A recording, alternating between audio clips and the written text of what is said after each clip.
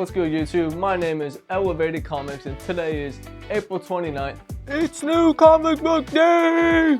And today, we're going to the comic book store. That's about it. This week is really small pool week because earlier in the month we had a bunch of new #1s and all the good books came out. So basically, I don't think there's any new ones coming out this week. So yeah, I think I have like 10 books that I'm getting this week, and I think I'm gonna get a trade paperback because on one of my last videos, one of y'all said to get Exquisite Corpses, so I'm gonna start reading that.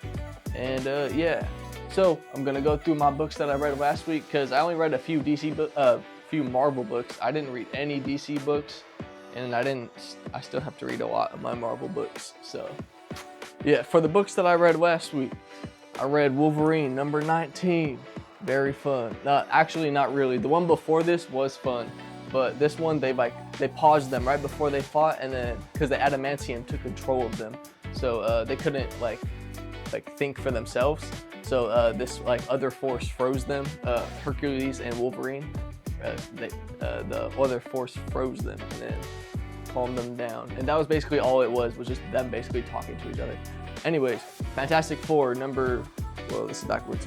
Fantastic Four #9. This one was really fun. You got to see the Invincible Woman, and she's just basically OP. She's all of them combined into just one person, and she took Susan and she wanted to make another version, two of her, and Susan wasn't having it, and they ran back to Earth. And their kids and all the other Avengers were holding down Earth while it was happening. And on the very last page, Earth was not looking good. They were all getting their butt whooped. So they have to go and help them on Earth on the next issue. So that'll be very exciting while she's chasing them to Earth. So it's all bad right now in that universe. And then Sorcerer Supreme #5. This one was very fun. I really like this series. They're really lengthy books compared to Spider-Man and Wolverine.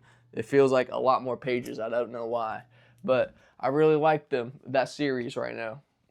Next, we got Captain America #9. This one was fun. You got to learn more of his group, and his group isn't with him right now, but two of them are thinking to help him because S.H.I.E.L.D. has made him enemy #1, I guess, or something like that, because he's not listening to S.H.I.E.L.D.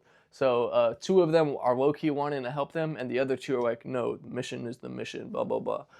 So yeah, it's really cool to see all them their own reactions to what's happening right now. So very cool.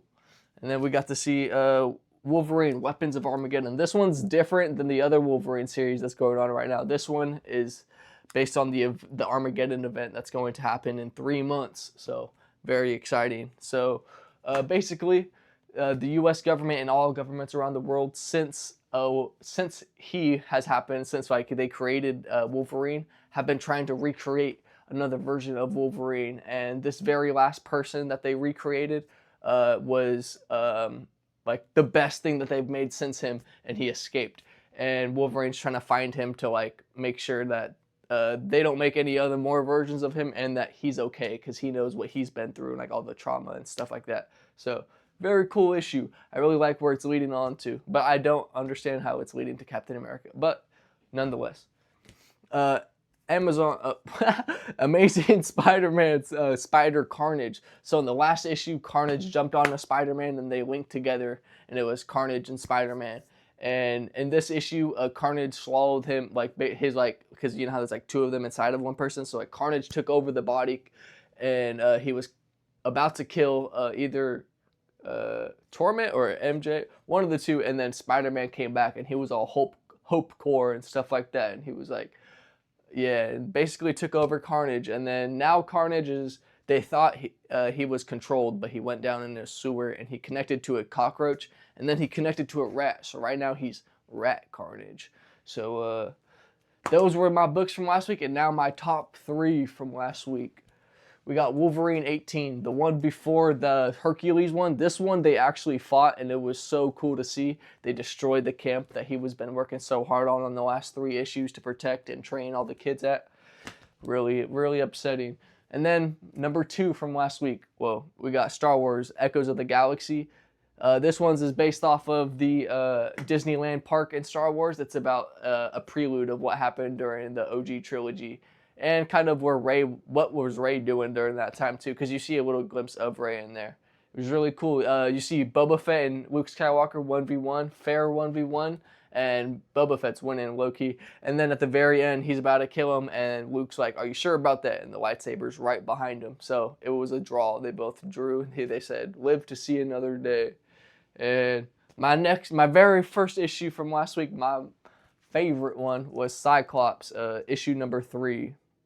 This one was he had so many aura moments, and just like, it was just such a good, I like the Reavers, like how they like take each other apart to build themselves and stuff like that. I think that's a really cool issue. I'm so excited for number 4 because he's taking apart a Reaver at the end of this next one, and on the last page you see him with like an arm cannon instead of his glasses. So he took apart that guy to make him his arm cannon instead of glasses. So really cool. So what else?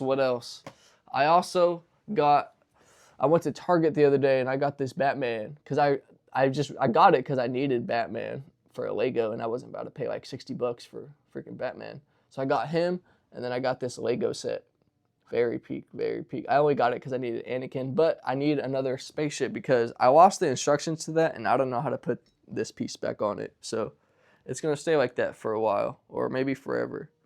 And that's all I got for right now. It is like 9:45, so time to go to the comic book store. And boom, we are back home, y'all. My dad was washing the car, so there was no car talk today. So we are having a room talk. Daredevil. Daredevil this week is slacking on the downhill because I just watched it this morning and I already forgot most of it. I really don't like how Karen's like half the freaking episodes right now. And like, I don't know. I just don't think that's supposed to be the main part, because they left off last season Daredevil talking to Karen saying, "We need help." As in like they're going to bring in more superheroes and shit, and we haven't seen any of them. So yeah, that's my biggest takeaway from that show. But on the other hand, the Darth Maul show, it's peak, and then it keeps getting peak, and then peak, and then peak. Like these last 2 episodes were amazing. The fights in episode 7 were amazing. The fights between the Empire and Maul's little syndicate that he has right now, and then the Mandalorians betraying Maul because he's broke right now, so he can't pay them. So that is why we know this is the reason why we don't see the Mandalorians with Maul in Rebels, because he's broke and he didn't pay them. So they left him, but they died to the Empire trying to escape. So they got what they deserved. And then in episode 8, at the end of episode 7, the 2 Inquisitors go and fight Maul in a mountain, and then at the very end, it's looking grim for Maul, and Maul brings down the mountain on all 3 of them, and then he survives and goes into a sewer, and he has a one-on-one with himself, and he's reflecting on his past and everything that's happened to him and all the trauma, and he has to forgive himself because no one was there when he was younger to forgive him. It was so sad. And while all of that's happening, Devin, the Padawan, is having like a freaking Fast and Furious joyride around the city, scooping up Lawson and Master Daki, and they were escaping because they had to pick up Riley, Captain Dawson's son, from the headquarters because the Empire arrested him. So very fun episode, very fun. And then what's next? Oh, both the Inquisitors. I'm assuming they have to report back to Vader and say, he whooped us. So I think Vader's going to have to come down and show him who's Papa. So we will see that. That will be very fun. And then I'm assuming next week's episodes are the last episodes, because then season 2 it's confirmed. But that won't be coming out until after the Mandalorian movie, and then after the Ahsoka show, season 2, and then after, I don't know if they're making a Book of Boba Fett again, but after that too. So it would be in like December or October of 2027 or early 2028. So this is all we got for now. All right, my pulls from this week, my Marvel pulls from this week. We got Captain America number 10. Ooh, I was just telling y'all about this book from what I read. Very excited to tap into that. And then we got Wolverine Weapons of Armageddon. This is number 4, I believe. This is the guy that Wolverine was trying to protect and save, but he ended up doing him dirty anyways. So